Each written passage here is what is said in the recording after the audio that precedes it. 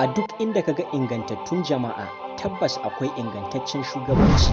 Haka zalika da zarar kaga ingantaccen shugaba, zaka same shi da ingantaccen ilimi. Hakan yasa muke bayyanar muku da tsohon ɗan gwagwarmaya, jajirtaccen ɗan siyasa, masanin ilimi na fanni daban-daban musamman na arabu da sa'annan ga ilimi na zamantakewa da al'umma. Ba kowa bane face matashi mai matasa mai son ci gaban matasa da al'umma, wato Honorable Naziru Sunusi Abubakar. Shi dai Honorable Naziru Sunusi Abubakar ya cike duk wasu ka'idoji da sharaɗai da ya kamata a ce shugaba ya cike su.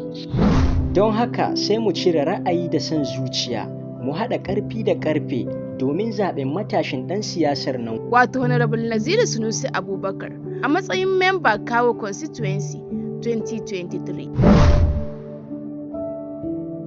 Naziru mutum ne da yake ƙaunar ci gaban al'umma gaba ɗaya. Don haka al'umma ku ba shi goyon baya ku ga ikon Allah. Don haka sai mu kaɗa mai ƙuri'a A jam'iyyar APC mai alamar tsintsiya. Jinjina ta musamman tare da ban girma zuwa ga manya-manyan 'yan siyasa kuma gogaggun 'yan siyasanmu. Irin su Alhaji Kasimu MD Kafas. Wato adalin ɗan siyasar nan kuma jajirtaccen ɗan siyasar nan, gogaggen ɗan siyasa, wato Madugu Uban Tafiya. Tare da Honorable Ahmad Research, masani kuma tsayayyen ɗan siyasan nan. Da kuma Malam Rabi'u Mai Izawaka, ɗan gwagwarmaya kuma matashin ɗan siyasa wanda ya ba da gudunmawarsa a wannan tafiyar.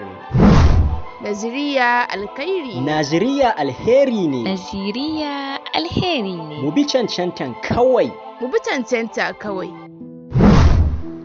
Mu bi cancantar kawai. Naziriya alheri ne.